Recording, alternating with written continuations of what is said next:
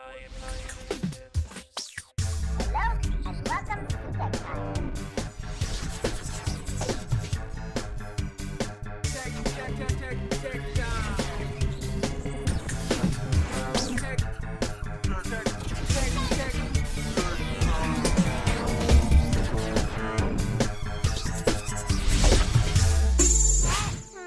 Hi, everybody. Welcome to Tech Time, the show based on technology and the people that drive it.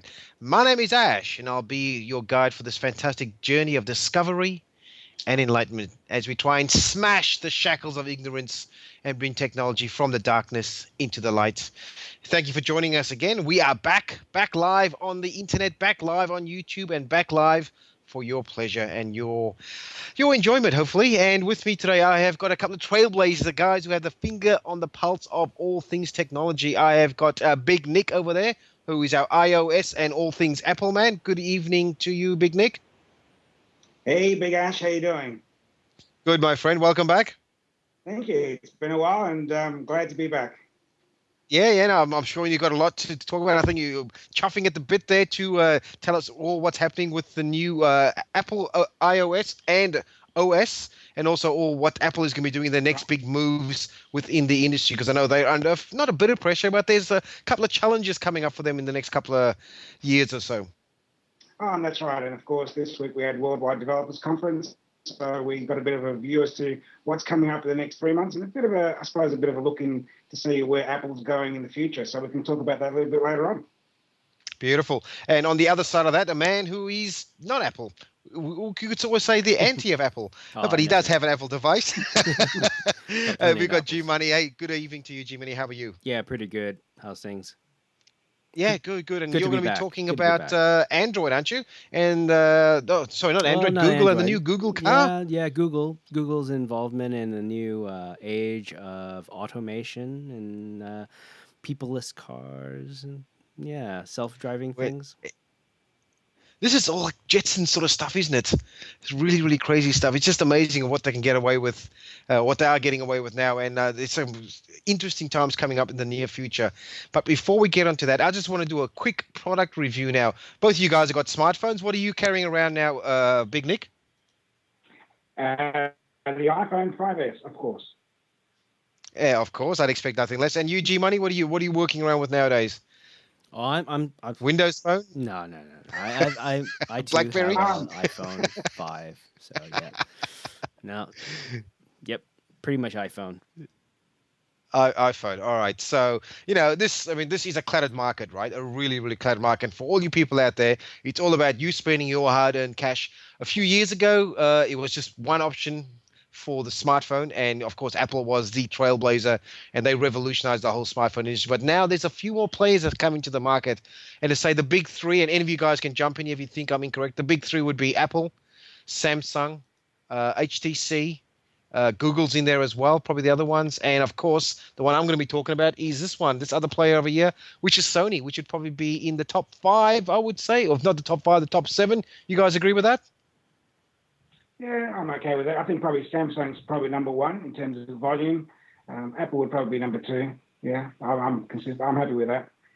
Yeah, and then HTC would be up there as probably a close third. Then maybe your Nokias would come in around there just for volume, I suppose, and less ended. But but this one has come in just reaching down. This is the Xperia Sony Z2.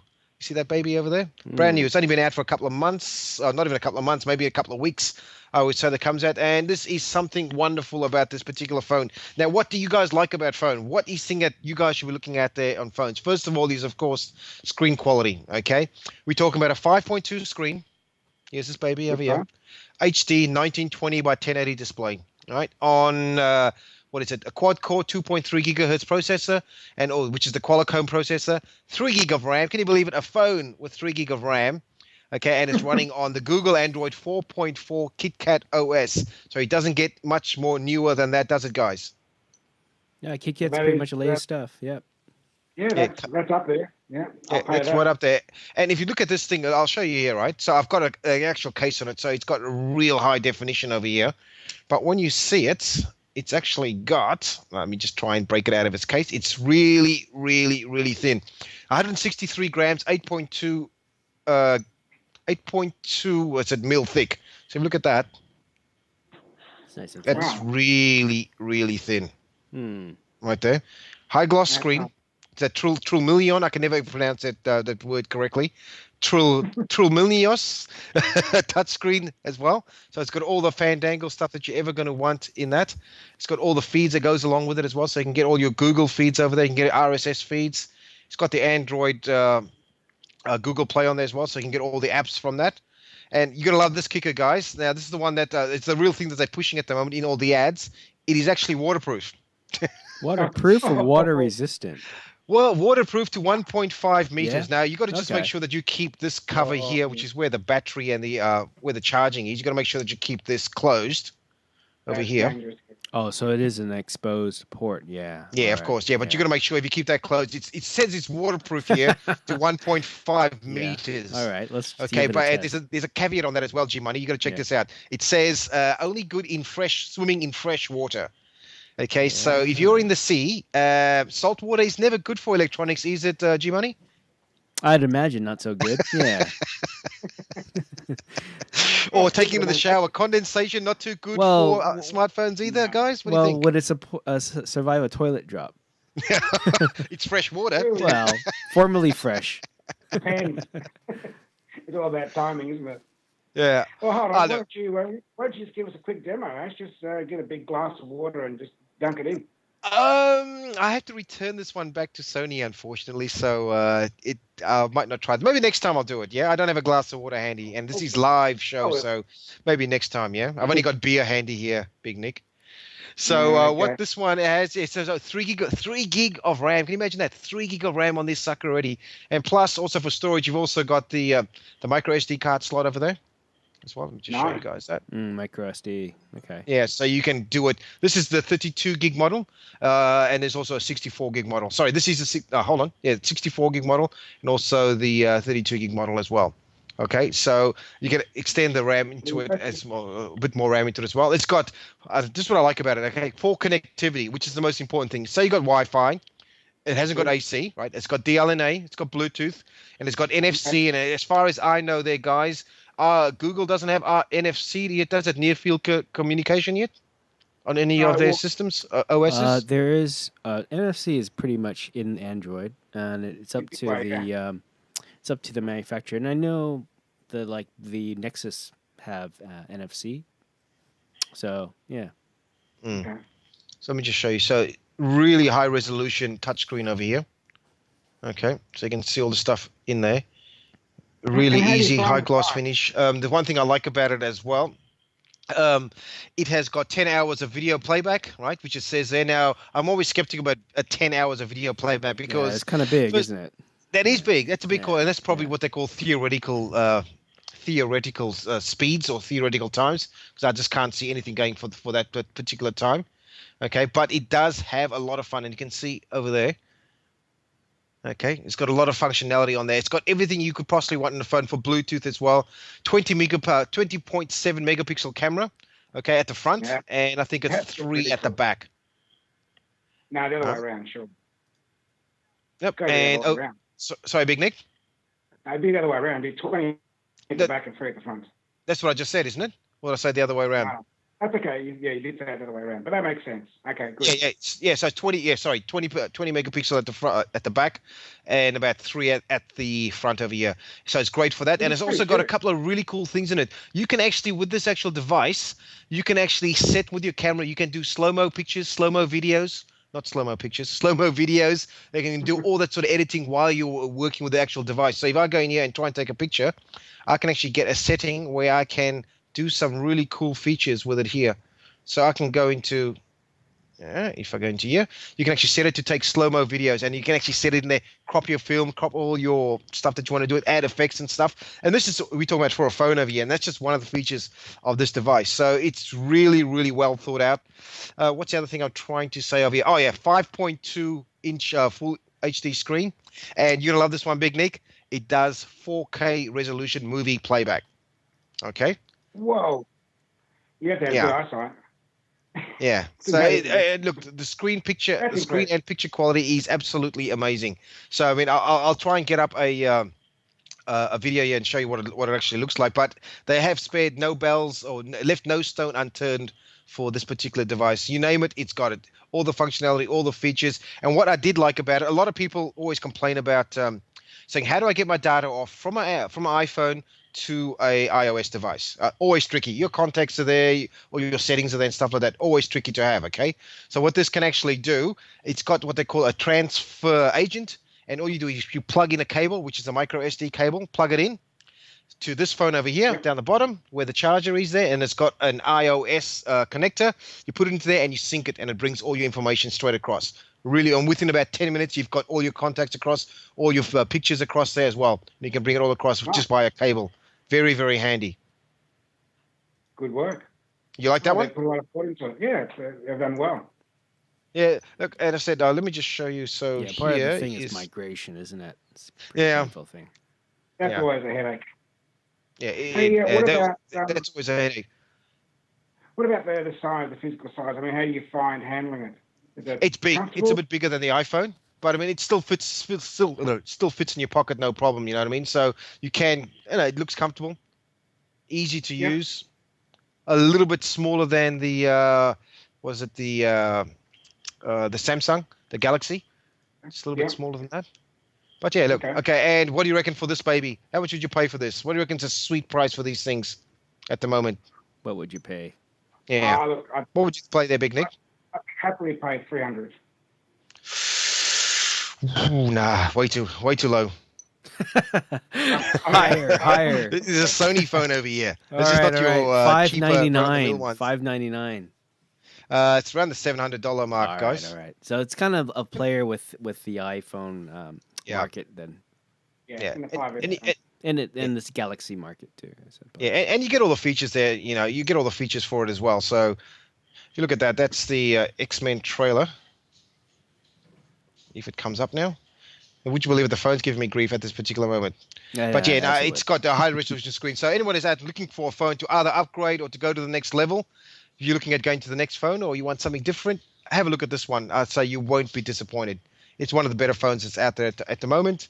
As I said, it's going to be tough for them to keep the momentum going because there's so much competition in this market. And when Big Nick comes on, you can see how much more things are going to be happening within this space as well. And I said, you have to be cutting edge. And this is a cutting edge phone. They just haven't just thrown it all together. They've actually put a lot of thought into this one.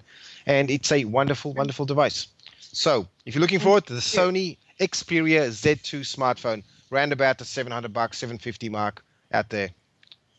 All right. And to be fair, I mean, the one thing I would say is that Sony do make good products. So I have no hesitation. If I was a Droid guy, I'd be more than happy to look at Sony product. And it does look like a good, quite a nice piece of kit there. So well done to Sony. Yeah. Well, I will say well done, Sony, and it works well. I've got the companion to this, which they bought. It's got actually the same name, and there's the tablet. Wow. Right. Okay. It's a fairly good sized tablet there. Yeah, that's the Z2 tablet, which is like this, and they work so well together.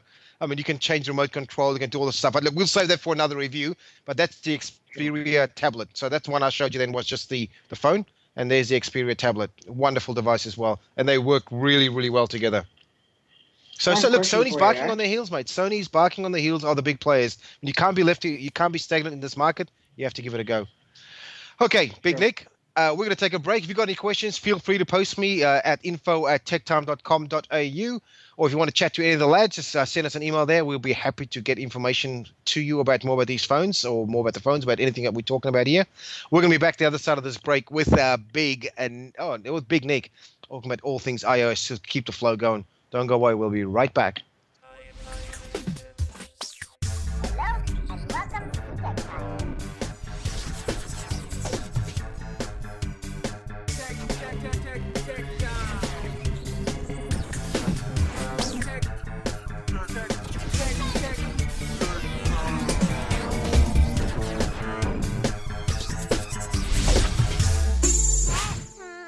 Welcome back to TekTime, the show based on technology and the people that love it. And we love technology down here. If you've just joined us now, we just talked about the new the Sony Xperia Z2, wonderful phone over there. It's got all the features, all the bells and whistles that you could ever want on a phone. So check that one out there.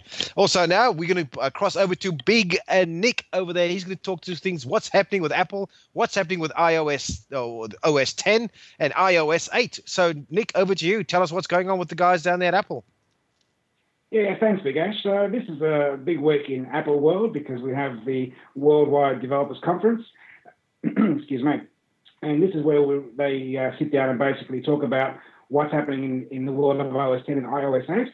And basically what we can expect going into spring with the next round of iOS devices being launched.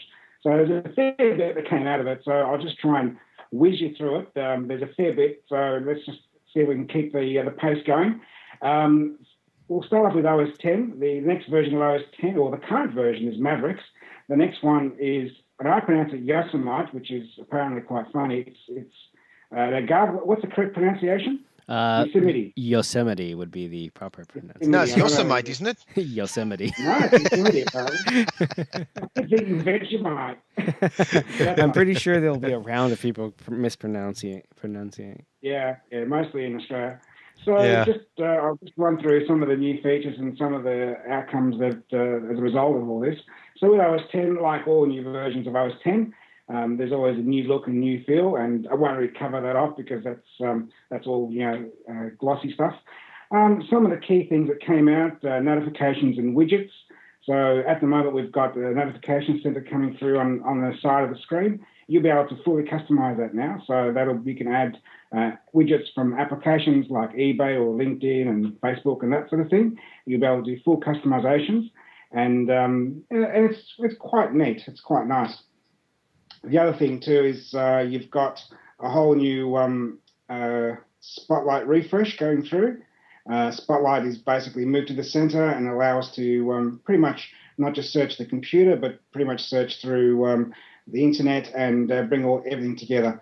It's a nice feature, but it's not going to shake my world. Any Snapchat in there, Big Nick? It's coming. Just got to bear with me. Safari gets a whole new look and feel as well, and we've got basically a 30,000-foot view of all your Safari tabs. So now what you can do is you can look at all your Safari windows at once, but what it does, it cleverly organizes them into stacks. So for argument's sake, if you're looking at, say, eBay and looking at a whole lot of different auctions, as well as a whole lot of, say, sports, football stuff, each one of those will be individual stacks. So you'll be able to see them and be able to quickly go through them. So that's a nice little feature. How's it grouping by subjects there? I'm sorry? It's grouping by subject matter? Basically by it's really by type. So, for instance, you have your eBay. If you're looking at Amazon, for instance, or if you're browsing through all the different TekTime articles, they'll come through as a single stack. So you can. So normally, when you're trying to organize or look through windows, you have usually like maybe 4 or 5 things going on at once, but there might be 20 windows. So this is a nice way of just quickly pulling them all together and then be able to flick through them. This is another feature that's coming through. It's called markup. So now when you're in Mail and you can actually get a PDF edited live inside Mail. The screenshot you can see there is where they're actually looking at that's somewhere in Yosemite or Yosemite or Yosemite, whichever it is. And what that is there was 2 little dots, and they showed using the tools the ability to zoom in and basically show up to the hikers who are basically hiking up this cliff face. So you can do a full editing, and like for instance, you can see he's got a pointer there that was initially drawn by hand, and then the software is smart enough to correct it and make it a perfect arrow. And you can also see the beginnings of a little like a comic book comment. When that was completed, that was perfectly rounded and all nicely finished. So it's nice little feature to have. It's not going to be the biggest thing since sliced bread, but again, it's a nice little feature to pick up. The next thing they've got, they're going back in a big way. Some people might remember the old iDisk. This is iCloud Drive, which is basically a reincarnation of iDisk. And really what they've done, you can see what they're doing here. They're really having a go at Dropbox and that sort of type of product. So you can have multiple versions or synchronization across multiple devices. The other thing too, which is a big push that they've got going on in OS 10, is a thing called continuity. So what you've got here is you can see a screenshot of an email. So the theory is you can start writing an email on your iPhone, and just you think, well, hold on, this is all a little bit too much for the iPhone. You walk up to your Mac, and boom, mail opens up. There's a little icon there that says there's something happening in mail. Do you want to open that up? You do. And there's the email you're typing on your iPhone, and you just continue typing away from your Mac. So continuity is a big vibe happening now with OS 10 and iOS. It's bringing everything together. So that you'll see coming through in a big way. Yeah, convergence again, Big Nick. Convergence. It's all about convergence. It really is. The other thing is AirDrop was a big feature in OS 10 going back a few versions. So the ability to share files between one another. Now with AirDrop, what it means is you can actually also share between not just your Mac, but also your iOS devices. So now you can send a file across. Jeez, what took so long, Big Nick? That was a big flaw, I thought. Something missed out. Yeah, it's one of those things with Apple. It's almost like they always give you the least they can possibly give you, so they've always got something new to give you later on, and they finally came through. And they still got the profiles, Big Nick, to log on as? I'm sorry? You got profiles on your phone or your tablet now to log on? They're going to keep doing that or not? Profile? What do you mean? I don't follow you. Sorry. Never mind. Continue on. Okay. I'm distracting you. Oh, you mean user profiles, is it? User profiles I was talking about, yeah. It's one of my biggest gripes if you're sharing a laptop or somebody. Or iPads, yeah. iPads, yeah. Basically, no. They're not in a hurry to correct that one and make it give us an opportunity to spend less money. That's right. The one thing which I think is going to be huge, this is going to be huge, is instant hotspot. So now, if you're at home and you're working away on your desktop, you can configure it so that you can actually create an instant hotspot with your iPhone, and your iPhone can be literally in another room or miles away in a bag. You don't have to worry about going to set it up. It can automatically just talk to the iPhone and say, "Hey, I need a hotspot. Wire me up," and away it goes. So that's going to be really handy. I mean, the number of times. So, for instance, you're on the train and you open your laptop and all of a sudden you want to get online. You don't have to pull out your iPhone, select the setting, choose hotspot, activate it, passwords, none of that. Once it's been synchronized, boom, it's done. It's going. So that's going to be a huge thing. One of the other things which is absolutely huge is the ability now to accept and make phone calls directly now from the Mac. So the Mac will allow you to do all your outgoing calls via your iPhone, I should say. That's handy. So that's the whole convergence, the Mac and the iPhone becoming one. So your phone rings, you can actually use your Mac to answer the phone now. That's cool. Which is pretty cool. The other thing too, now we've had what's called iMessage on the Mac now for quite a while, and that's the ability to send messages across to one another. Now with OS 10, you'll also be able to send text messages. So again, it's the whole convergence thing. The Mac sends the message, it actually shoots it across to the phone. The phone then shoots it out as an SMS. So not just iMessage anymore. No more just iMessaging. You can actually do all your SMSing directly from your laptop or your desktop. I actually quite like that. That's huge. Yeah. That's huge. Interactive notifications. Now we're going on to iOS 8. So with iOS 8, again, there's a host of things coming through, and there's some things I haven't even covered off, which I think are huge. We'll see how we go for time. iOS 8, they've got interactive notifications. So you know how, for instance, you get a little message popping up on your home screen or when you're in something? Well, rather than actually clicking on that, jumping out of whatever you're in, going into messages and replying, it actually gives you the opportunity to reply then and there on the spot. So which is really handy. And there are other nice things about that too, but I'll just for the benefit of time, I'll just keep moving along. Spotlight's also improved. That seems to be a theme as with the desktop, is to get more coverage, to be able to search not just your phone device or your iPad device, but also online through contacts, internet, the whole box and dice. They're now opening up keyboards in a big way. So now you can actually install third-party keyboards. So the famous, some people like one of the Android keyboards where you can just slide your fingers to the different keys to key a word. So that's basically coming through now. You have the ability to pretty much choose with the keyboard of your choice. They also have a nice little feature within that called QuickType. QuickType's really clever. So what it does, it actually learns your style of conversation with different people. So for instance, I might get a message from Ash, and it says, hey, you want to do something? And I say, yeah, no worries. And what it'll do is actually learn whenever Ash messages me, I'll typically respond like that, and actually prompt me, do you want to send this as a reply? Conversely, if it's my boss and I have to be really prim and proper, it'll actually learn how I would normally respond to my boss and actually offer that as a suggestion instead. So it's actually very clever. You mentioned Snapchat before.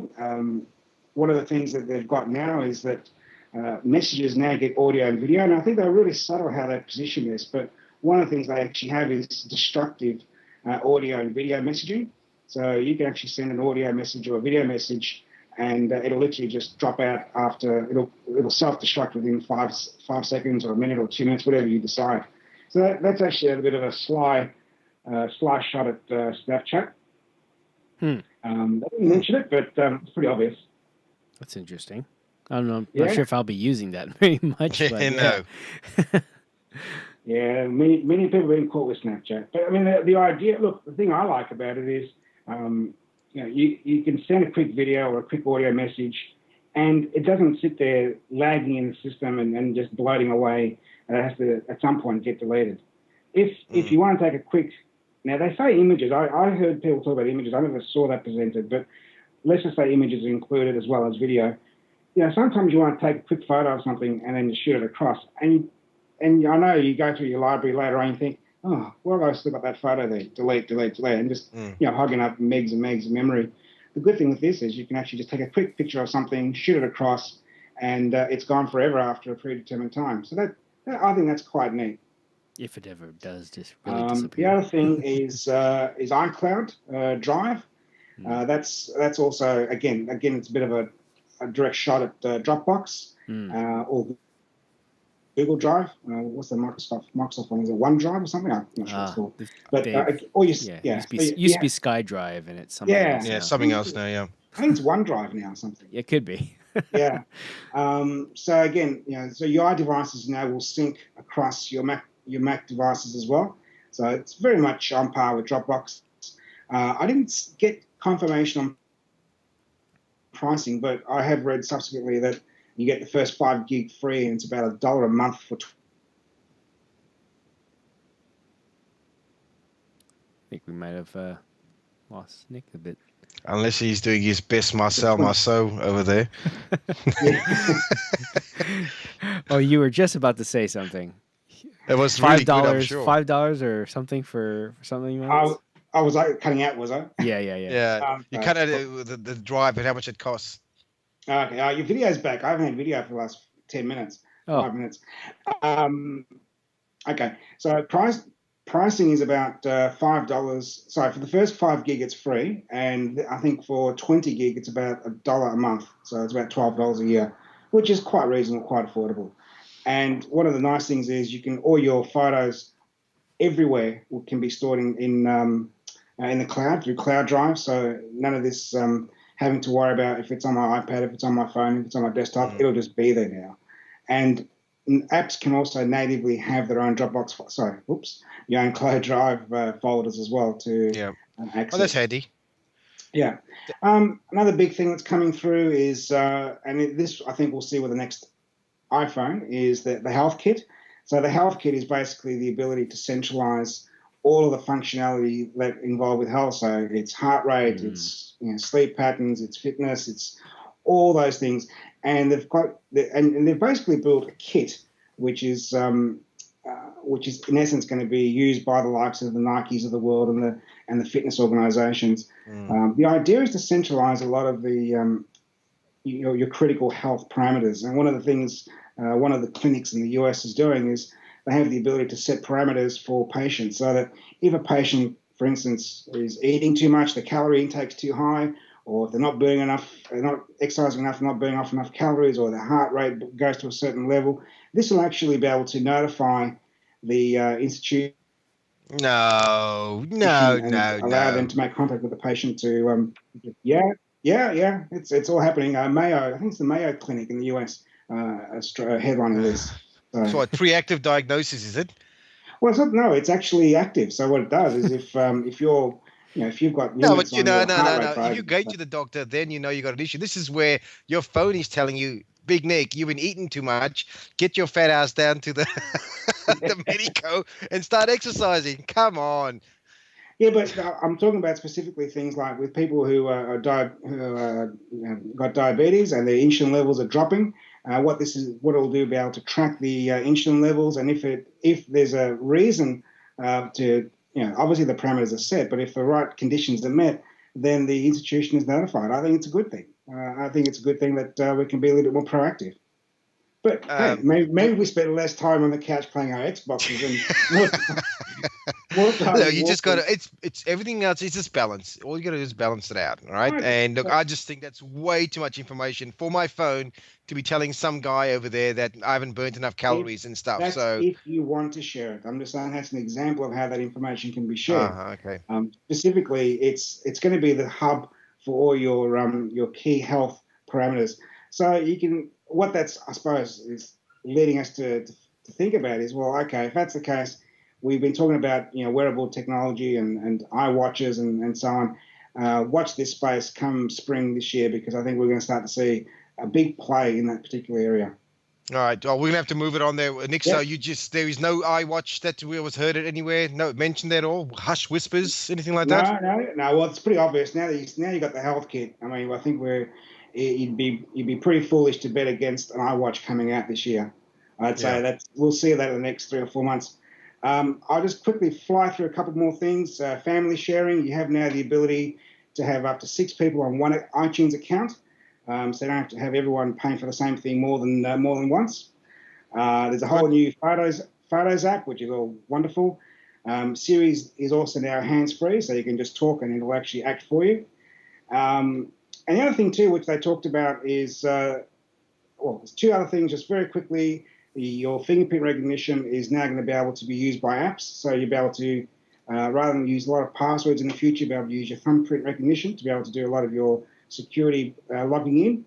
And also, they also launched the big home kit. So in essence, all the home automation technology or interfaces that can be built in the future for your home and to connect to your iDevices is coming. It's on its way. That's another big play that Apple's making, coming in the next. We'll start seeing it, I think, in the next 3 or 4 months. So would you say that Apple's still relevant in this digital age, there, Big Nick? Oh, absolutely. There's no question of it. I think what they're doing is, and the house kit is a good example of the Internet of Things. And when we talk about convergence, being able to control your home, for instance, lockable doors and roller doors and shutters. The idea is you can say, okay, end of the night, you can just pick up your phone, or now you can do it hands-free with Siri and say, Siri, going to bed now. And boom, it makes sure that all your doors are locked, your roller doors are closed, shutters are closed, your temperature and your heating's turned down, and good night, Charlie. It's a wonderful thing. This is the Jetsons. It's coming. It's going to be. I don't doubt it, Big Nick. I don't doubt it. I still like to be in the loop when I'm trying to go to bed, because what if you're... you can just see somebody hacking into your phone, right? And sending you into bed. All right. Thanks for that, Big Nick. I haven't got an Android. All right. Thanks for that, Big Nick. We're going to be back the other side of this break. Don't pleasure. go away now. We've got G-Money coming up, talking all things Google and the new Google Smart Car. We'll be right back. Hello, and welcome to TekTime.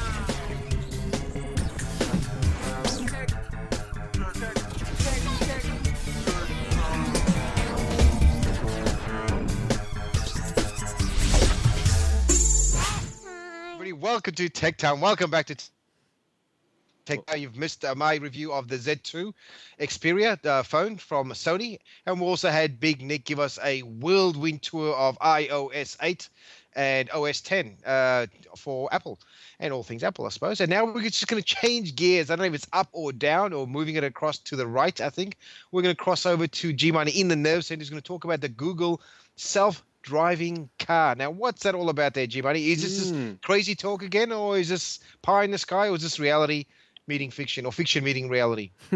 Well, Google's been crazily working on this project of self-driving cars, and it's been out there for at least over a year.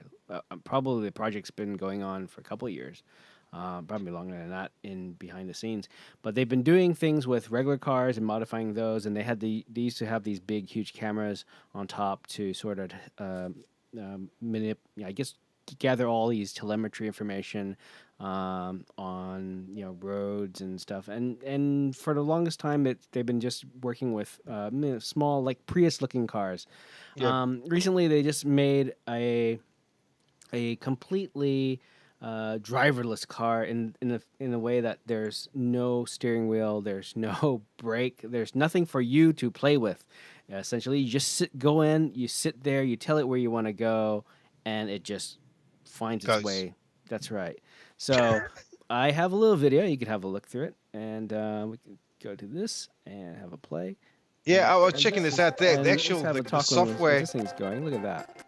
So that's the. Today we have something extra special for you guys. And you guys Yeah, we won't run the whole thing, but essentially look at this.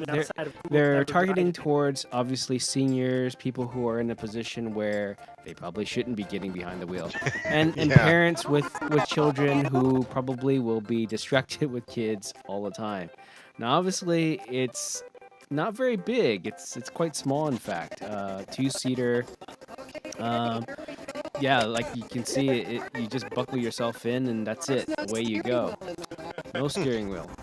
Yeah, the software, it's called Chauffeur, if you can believe that. It was a big decision for us to go and start building our prototype. So that Google is developing with it. Yeah, it's crazy. Yeah, so apparently these things move at about 40K. Really I think that's the top speed, which is not too bad when you think about maybe this might be positioned in maybe a senior center or something like that, or like a small community that's set up for this kind of thing.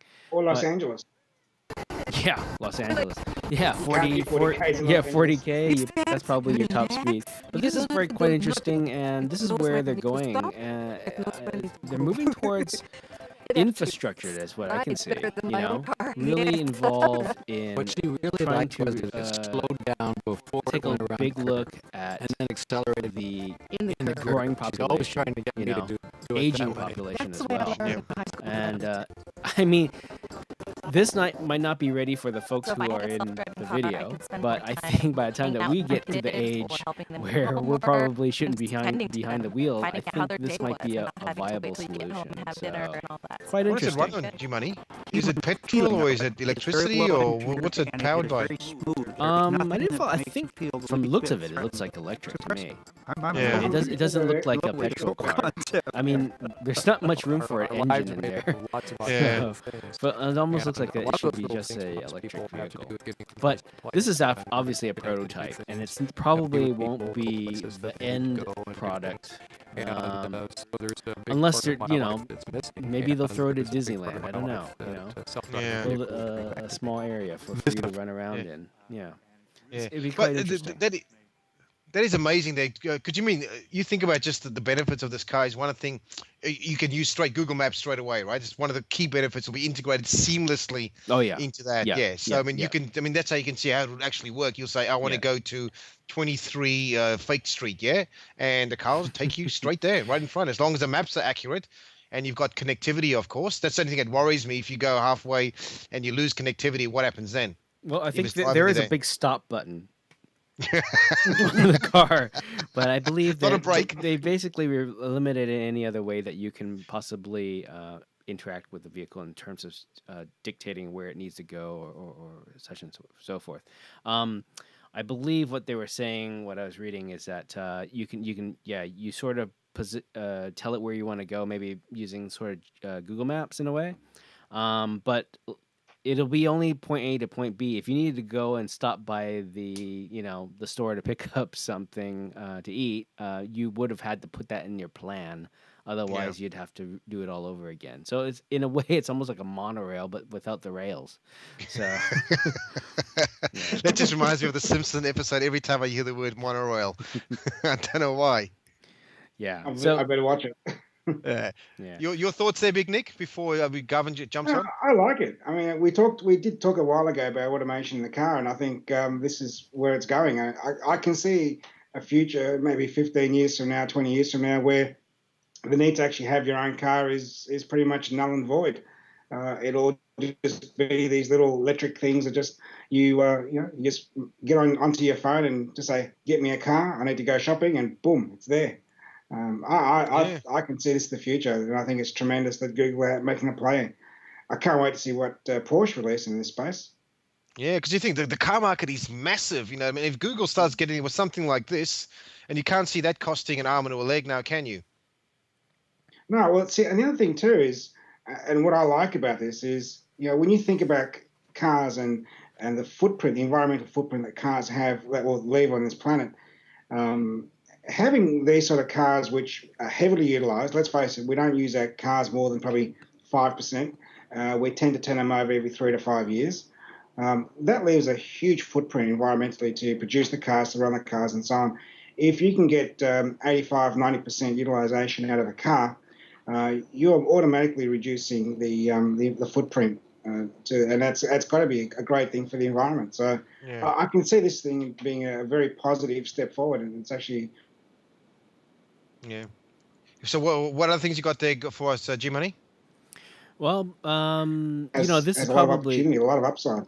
Oop, there goes that, Nick. But I believe this is just part of the thing that Google's going to be working on. This is obviously the complete solution, where the car just goes. They're also working on another solution where I believe it's more of a solution for existing roads.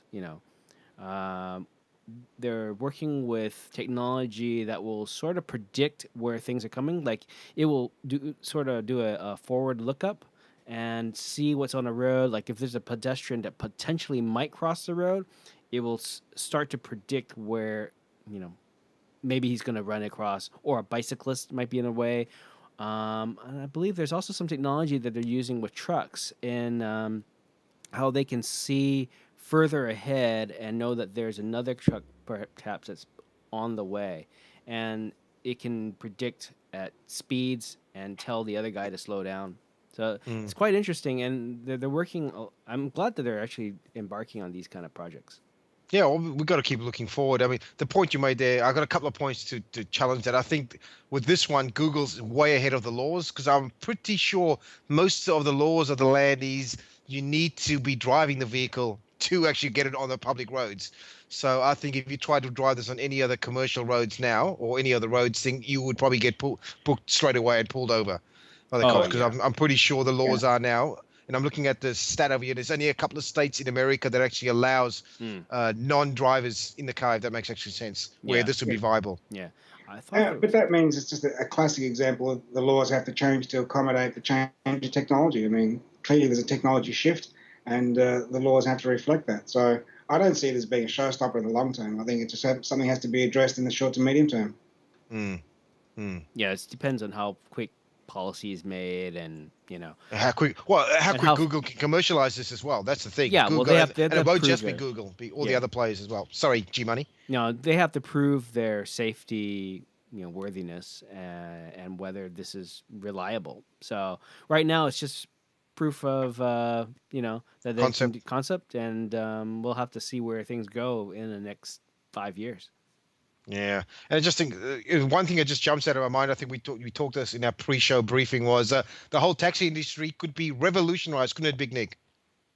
It could, and to be honest with you, as much of an upside there is with this technology, I mean, the obvious downside is just that, for me personally, is the cultural interaction you have when you land in another country, and I suppose not having a taxi driver to meet you and greet you is, it could be a little bit strange, because I know the first thing I remember about every country I've ever been in is the first taxi I ever get into, and you get a bit of a feel for the culture and nice places to go and places to avoid.